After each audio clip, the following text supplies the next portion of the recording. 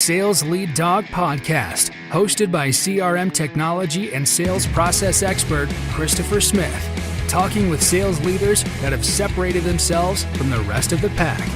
Listen to find out how the best of the best achieve success with their team and CRM technology. And remember, unless you are the lead dog, the view never changes.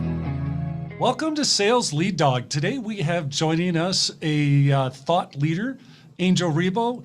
Angel, welcome to Sales Lead Dog. Thank you. Thank you very much for allowing me to be here with you and for your, and to your audience, obviously, that they will be patiently listening to us today. That's great. So Angel, tell us about yourself and what you do these days. Absolutely. So basically what I do is both corporate CEOs and established entrepreneurs, they hire me to bridge the gap globally for expansion and exposure. So that means basically that they help them accelerate the growth of their businesses through international expansion strategies. The reason why I do that is because I originally was born in Barcelona in Spain. I started an international career because I learned English and French and then Portuguese. And then, I decided to go international and fast forward, I had, helped more than, 1,500 companies and their C-level executives making certain, purchasing decisions. And also then, I was working literally in more than 30 countries doing that. So, eventually for almost 5 years ago, I decided to go from the corporate world to have my own business. And that's how I ended up doing what I do. Besides that, actually, something that played a key role for me to do that was that I decided also to start my own charity. It's called Wisdom for Kids. And we help underprivileged kids in Latin America become entrepreneurs using their local resources. I'm very strong on LinkedIn, so you will find me on LinkedIn over there. I'm an influencer there and very active, always sharing both personal and professional stories. And many of them are sales-related stories. So I'm so excited to be here, Chris. Thank you. Yeah, no, we're excited to have you. And I love what you're doing as an entrepreneur. Anything that facilitates entrepreneurs, especially I love it with kids. That's awesome. Thank you. Yeah. So tell us about your I'm going to start with your switch to being an entrepreneur. That's a big shift to make. What was that like for you? Yes, it was obviously when you look back, right? You know that you made so many mistakes, and you would, if you were given another chance, you would definitely do it completely different. You know that feeling? Yeah. Oh yeah. I'm sure you do, right? Yeah, totally. But also I believe that, regardless of where you stand, like from a spiritual or religious perspective, I think that we are only given the battles that we can really fight and succeed on. Yep. Okay, so that wasn't an exception. So there's always something that happens that keeps you afloat, always, no matter what, Yep. Yep. So I decided to leave corporate America after what? Almost like 17, 18 years, starting in Europe and then being here. Yeah. In the US. I'm right now north of Dallas in Texas. And it was, in the beginning, to be honest, the first thing I can tell you I remember is that I really wasn't sure of what I wanted to do. I wasn't sure. I had so many paths, right? Right. Before leaving the corporate world, I had attended several entrepreneurs, online marketeers kind of conferences. Yep. In order to explore several, avenues, how to become a consultant, how to become a coach, how to launch products online, how to be a good online marketeer. And on top of that, also, I would say that I never really reflected on everything that I had done before. Right. So I was full of doubts with a lot of different possibilities in front of me. And it took to me a while to say, okay, so this is what I'm going to do, and I'm going to do it this way. I'm going to go down that path only. Yep. So that's what I remember. But, definitely, probably the same as you. If I can learn anybody not to make the same mistakes, yep. There I go. Oh, yeah. So what was that like transitioning where you're selling for other people? Now you're selling for yourself. Yeah. So number one is making sure that the imposter syndrome was not affecting me, right? Yeah. I remember that it wasn't until I literally sat down. And when I was telling you before that I had done business in 33, 34 countries, until that very moment, and that was months and months and months after I had started my own entrepreneurial career, I sat down and I started to write down, okay, so how many companies have I helped in my life? And I tried to cut and paste different spreadsheets from different, places I had worked and done business with, and companies and industries. I put them all together. And then I said, okay, how many countries? Those different companies, where are they based? So I started to make a list of different countries. Okay, and then how did I help them? So I helped them do this, this, this, this, and this. When I took stock of that, experience, it was then when I realized, okay, so I might have something to offer. Yeah. I might have something to sell to the others. So actually, I made the decision. I made the decision of, I'm going to be extremely active on LinkedIn. Okay, so that was my first decision. So I haven't really used networking online before.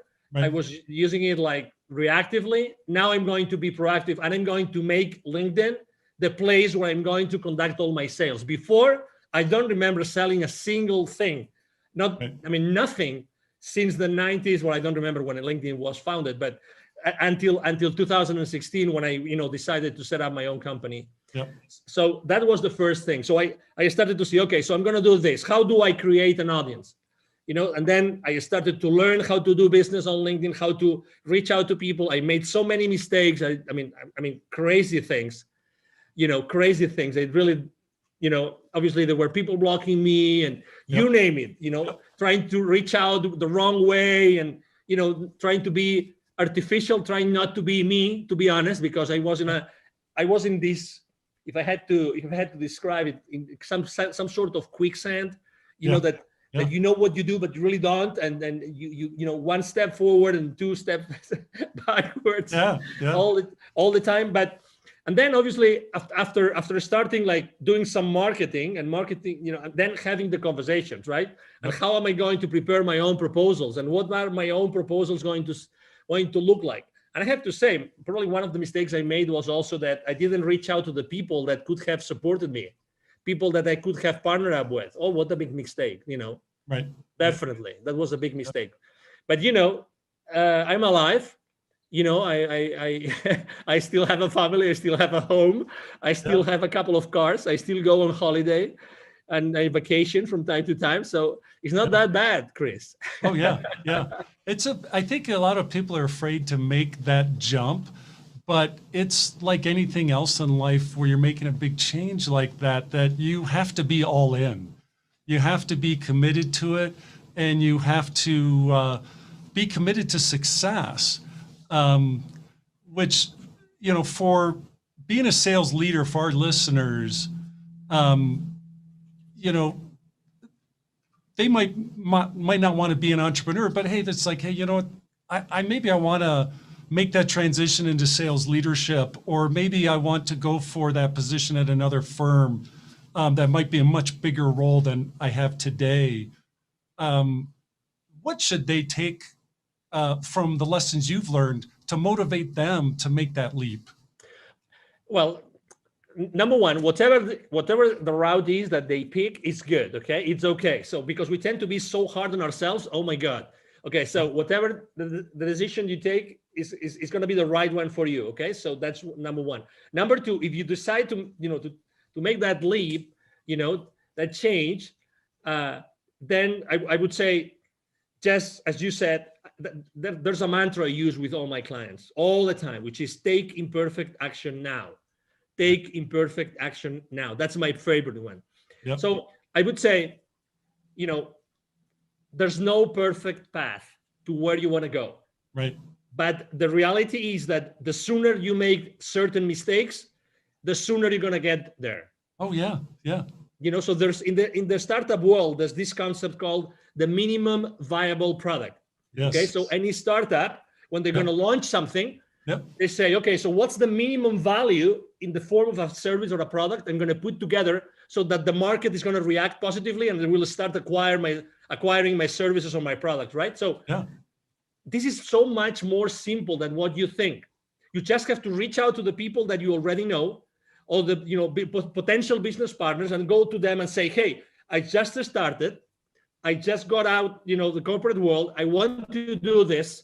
Would you be willing just to have a coffee, over coffee conversation and tell me that makes sense? And if you would be willing to tell me your feedback about this, it's as simple as that. In a week, you can have 5, 10 conversations like that, Yep.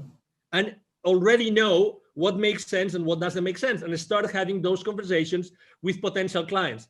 Again, I was talking about making mistakes on LinkedIn and sending the wrong messages. If you genuinely, even if it's people that you don't know, if you genuinely reach out to people and ask them for help, Yep. I mean, don't explain them your life, okay? Just, I need your help because I just left the corporate world and I would like to, proof test something that I want to change, to launch to the market. I tell you, maybe it's not going to be a 50%, but there's going to be a 10%, 20% of people that are going to say yes. And they will be able to meet, they will be willing to meet over coffee with you to discuss that. Yep. Yep. I mean, and the ones that have been there, the ones like you and me that we have been there, oh my God, do we want to help other people not to make the same mistakes? Oh yeah. Of course. Yeah. Of It's course so we want. important. Exactly. Yeah. Exactly. So, I think that's the most important thing. And again, you don't have to wait. I remember that one of my excuses was, we look for so many excuses. As soon as I left the corporate world, my company held me and put me, they gave me a very nice package and everything. Yep. And they gave me an outplacement company to work with, right? To find another job. Right. I remember being the only one, very high level executives on the same meeting, blah, blah, blah. I was the only one in the entire room that wanted to be an entrepreneur. Right. The only one, every single meeting. So I would have a meeting, 1 or 2 meetings per week with them, with other executives looking for a position. Yep. I was the only one that wanted to be an entrepreneur. The rest wanted to have another job, another gig, or another company, which is good. Again, it's good. It's perfect. And again, there's nothing wrong. But the sooner you start going down that path, Yes. the better for you. Yes. Because you need reinforcement, and you need reinforcement, and you need to learn lessons. Nobody will learn their lessons. You need to be yourself in front of the reality that you're going to be, acting on. And the new reality is you before other companies that want or might want what you are going to offer to them. Yeah. And I liked your advice to work your network, seek out help, ask for help from people in your network to say, hey, I'm thinking about making this transition, be it, maybe it's a new job, maybe it's not to be an entrepreneur, but there's still a lot of people that have done the same thing already that, that are say, hey, whatever you do, don't do this. I did that. And it was a dismal failure, try this instead. It's you can't buy that kind of help. Exactly. And also something else that I didn't mention, but something that would have helped me a lot is probably to ask for help, even to pay someone to coach me in that process. Yes. There's coaches out there. There's people that have done this. There's people that help you get from a position at the corporate towards becoming a successful entrepreneur. There's people doing that. Oh my God, I wish I had taken the decision. I had made the decision of having someone hire someone to do that for me. Honestly, the only resource which is scarce in our lives is time. That's the only one. It's time. We will always get money and anything else, but time goes by. So start asking for help. Hire someone that can help you bridge that gap. Bridge that gap to the first dollar, to the first purchase order. Have someone help you get there. And maybe the only piece of advice of who to hire. There's literally thousands of coaches out there that can help you do that, but look for someone that's made a lot of mistakes. Yeah, that's great. So when you're working with your clients, is there a common struggle or pain point that they have that hold them back from success? Yes. It's definitely, they don't feel comfortable selling. They know they have a value proposition. Some of them have a solution and there's a problem that exists. Others have a solution, but maybe the problem doesn't exist or it's not big enough. But it doesn't matter. That's why we are there to talk and we're there to discuss and how to make that value proposition really viable in the market. But still, I think that that's the most important thing, to make sure that I help them do something that they're just feeling comfortable. Not everybody feels comfortable asking for the purchase order. And needless to say, not everybody knows how to go to the market, which is another thing, right? That's why I always say it's expansion and exposure. expansion and exposure. So expansion is developing business, but exposure means what are all those marketing tools, strategies, and tactics that are going to help you to get to that place, to get to these people that might hire you or buy your products. And that's what they have in common. Let me add something to this, if I may, Chris, which is obviously every time we talk right now, when I'm having this conversation with you, I'm attracting a specific kind of person, right? Yeah. I'm attracting a specific kind of entrepreneur, a specific kind of C-level executive. I don't attract everybody. And that's okay. I know what I'm saying, and I'm being me, and I know that I'm going to attract certain persona or a certain avatar, and that's okay. The world is full of people that need my services, and it's the same with you, and it's the same with you, Chris, and it's the same with everybody that wants to go from corporate to becoming an entrepreneur. We are unique in our lives, we are unique in our experiences, and we are unique in the way that we can deliver that value to our potential clients. Yep. That's why we'll never, that's a conversation you've had probably hundreds, if not thousands of times. I remember when I was training my sales force, the new sales reps would come to me and say, hey, okay, so where am I going to find leads? Oh, that's an interesting conversation. So, we would tell them, okay, so this is the source of leads, and I'm sure that your sales VP or your sales manager is going to give you a whole bunch of leads, and then there will always be someone in that sales training, someone raising their hands and saying, and what if I finish my list of leads and nobody has wanted to give me an appointment? I said, okay, that's interesting. I'm gonna do that myself. I'm gonna expose myself with you in front of the rest of the class, right? So if you ever finish all your lists of leads, I commit to you that I will be sitting down with you for an entire day, and we will both look for additional leads or list of leads online or in any other institutions that could provide you with potential clients of your business. Yeah. Obviously, the message I was trying to convey is it that there are not enough leads or potential clients to you, or is it that maybe the work that you're doing is not good enough? Maybe the questions that you're asking, maybe the phone calls, maybe the places where you're looking, right? The reality is, Chris, that nobody ever came back to me, since the 90s asking for lists of additional leads. Right. Nobody. Yeah. So at the end of the day, obviously, we all have to learn somewhere, and we all have to start, with inside sales or whatever, or telemarketer, marketing, or whatever that is. Yeah. What's your craziest sales story from your career? Well, there's plenty, but I have to say the one that I will never forget. So this is the deal, okay? So this is a multinational company. They're all over the world. What they do is they do electric motors. Yeah. Okay. Like all sizes, they're huge. Okay. They are originally from Brazil. Okay. And they were basically opening a huge, they had just acquired a new massive manufacturing plant in a specific place in Mexico. Okay.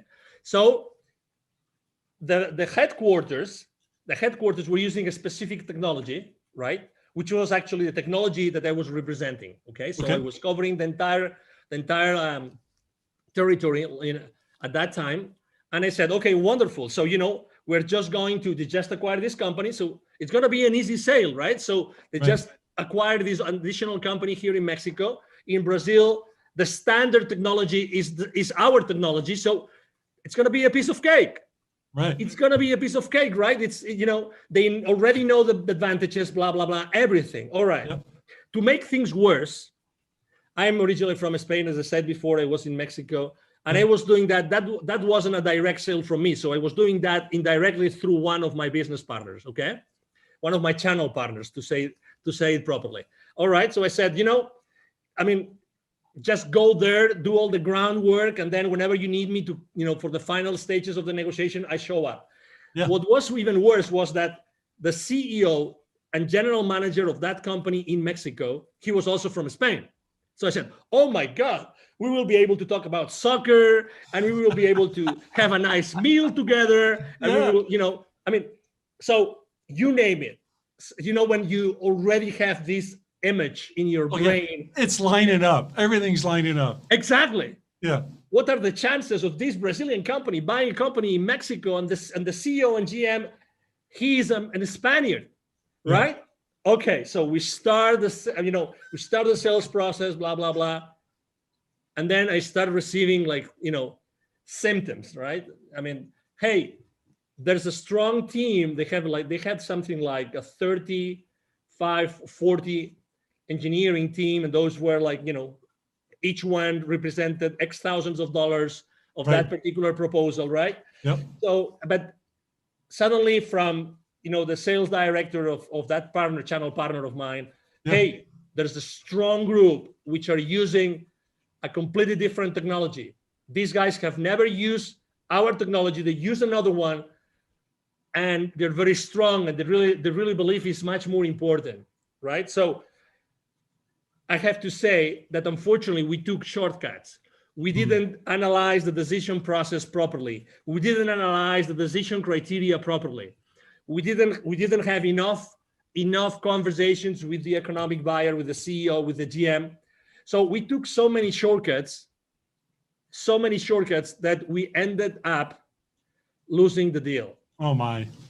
And it was several hundreds of thousands of dollars. Yeah. Several hundreds of thousands. So I will never forget the name of that company. Obviously, I'm trying to be extremely respectful and don't disclose the name of the company. But I have to tell you something. With the director of sales of that channel partner, we became friends because we were badly defeated. And obviously, all the company knew about that deal. When that deal has so much visibility inside the company that everybody's expecting us to win it. Yeah. So we had to go back and say, we lost it. What? We lost it. Yeah, we lost the deal. Well, to recover that account, it took to us 4 or 5 more years. Wow. 4 or 5 more years to get it back, to have, to perform, enough proofs of concept there, and to make sure that we were doing the right benchmarks of technology against technology, blah, blah, blah. And I guarantee you, we never took any other shortcut. We didn't take any other chances in any other deal. I tell you that. Oh, I bet. Dealing with rejection is a big part of sales, and being a sales leader and modeling that, how you handle rejection. I think it's important for a sales leader to model that for their team. What's your recommendations for sales leaders in terms of how they create the proper perspective in their sales team, especially the younger people that are getting started in sales? I would say number one is that for your potential clients, future clients, you call them suspects, leads, prospects, whatever, depending on the maturity, but their perspective is their reality. Don't forget that. Don't forget that. So your reality is not their reality. Okay. So that's the number one thing. So the number one thing I would like to say is, this is a marathon. Okay. So just you have to learn, and don't burn your bridges. It's a matter of time. You have to learn how to do this. This is as anything else, as playing tennis, as swimming, as driving, as anything else. This is a long run. Okay, so it's going to take some time for you to perfect whatever you want to do. And remember, be yourself all the time. That would be my second one. Be yourself. Don't pretend to be anybody else. It doesn't mean that you don't have to be mentored. You don't have to receive lessons. No. Okay, but be yourself, because if you're not yourself, you're going to be, sidetracked, whatever that is, and you're going to feel saying, I should have done what my gut feel was telling me. Okay, so just be there. And the third thing is always have the tough conversations. Don't hold anything to you. Always have those tough conversations. So what I'm trying to say is always make sure that whatever decision, whatever proposal you're making, whatever conversation, it's for the good of your client. Right. It's for the good of your client. Okay. So genuinely care about what is important for the client. Remember one thing, as I said before, perception is their reality. They want something, but you believe as a salesperson that they need something else. Right. Okay. So it's what they want. It's what they want. So remember, it's their reality. So you have to be there all the time. Okay. So those would be my, most important, pieces of advice. And again, you learn a lot. I mean, I learned from a desk making phone calls. That's how I learned. Yes. Yep. That's how I personally learned. I didn't even, it took to me more than a year to start making, sales appointments with the field reps, but it is what it is. It is, we have to learn, we have to make mistakes. You have to struggle. That's right. Yeah. So let's transfer our discussion here to talk about CRM. When it comes to CRM and your career in sales, did you love it or do you hate it? I loved it. And I loved it because it helped me structure myself and organize myself. The real, can I use a brand, or can I use I'd rather not. We try to stay away from that. And just talk in general terms. We don't want to. So there wasn't one over another. No, it's okay. So just going back in time in the late 90s, there was one system that was really like the number one that everybody would use, and everybody would use that one. I remember when the company was working with was over $1 billion in revenue, and they decided to buy that. Right, that was a multi-million-dollar deal that they had to invest on. I remember it was like a savior. I mean, I remember even though it was complicated, like lots of fields and things and interactions, it was like, oh my God, great. We have a way like to put all that information and to keep that information in at some place so that it's going to help me have a better possibility to follow up on those deals. Because at the end of the day, following up is everything. When every single industry says that the millions are in the follow-up, you bet. And CRMs really help you be organized. That's for me, that was, I remember my first time ever using that particular CRM. And I've always used different. After that, I use CRMs consistently. Yes, it's the peace of mind that you say. Again, a lot of people see it as a way to control, which I understand and which I agree. You need to control your sales force. You need to have some level of accountability with your sales force. I get that, but it's a help. It's something that's going to help you. It's part of your support system, and you need support systems to excel in sales. Yeah, I think it's a great tool for salespeople because everybody goes into slumps, and when that happens, the sales leader can use the information in CRM to say, hey, look, I see you're doing this here. Have you thought about maybe trying this? But if you don't have that information in CRM, how is the leader be able to coach effectively, because they have no insight as to what they've been doing or what's going on? Exactly. And, and to your point, some people don't like to be controlled. Some people feel like, I'm the top gun here. I don't need anybody to overlook what I'm doing. Right. With all due respect, we belong to an organization. That's right. The final goal of that organization is to pay back to the owners, to the investors, to pay back, to the shareholder, to give that additional value to the shareholders. They invested their money, they invested their time, they invested their wealth in making that company successful. You have a job because of them.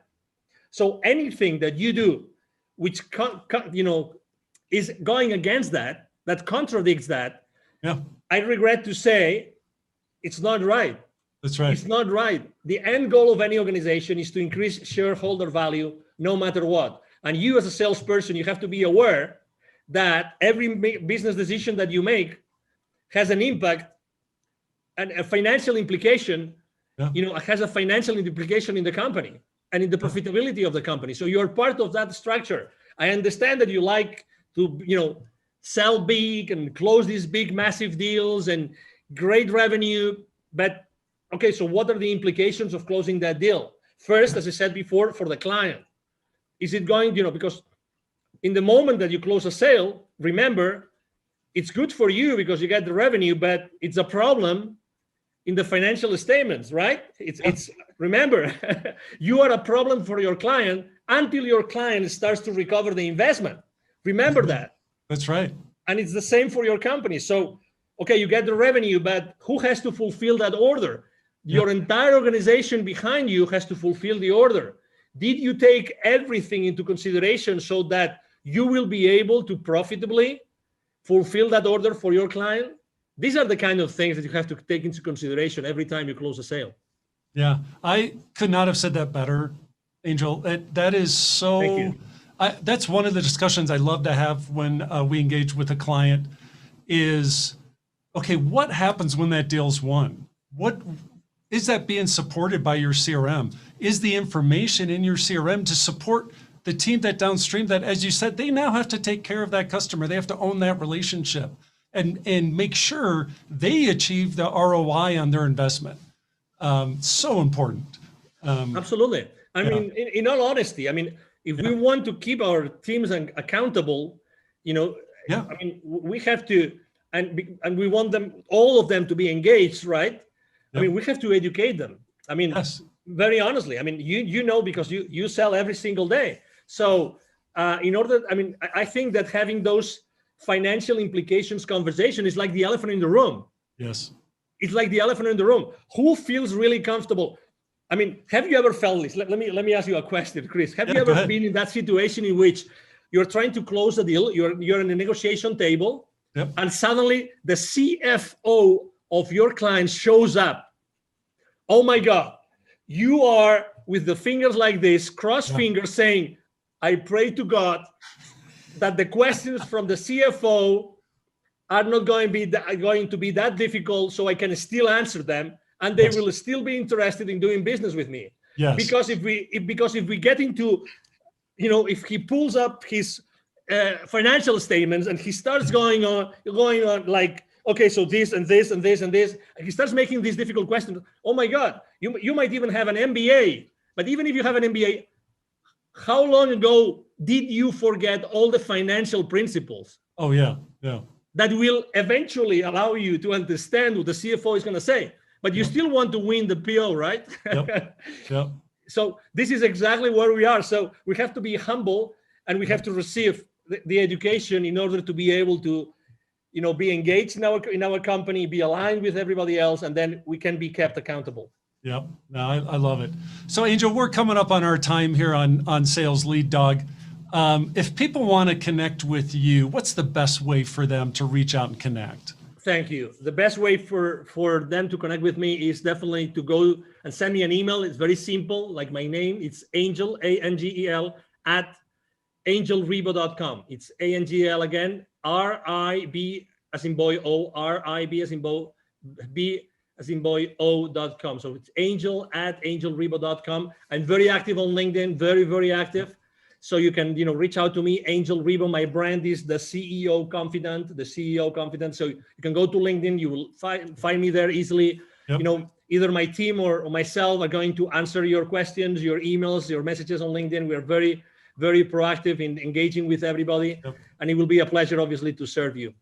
Yeah. Well, it's been great talking with you, Angel. I'm glad we got to finally connect and talk. This has been terrific. Thank you.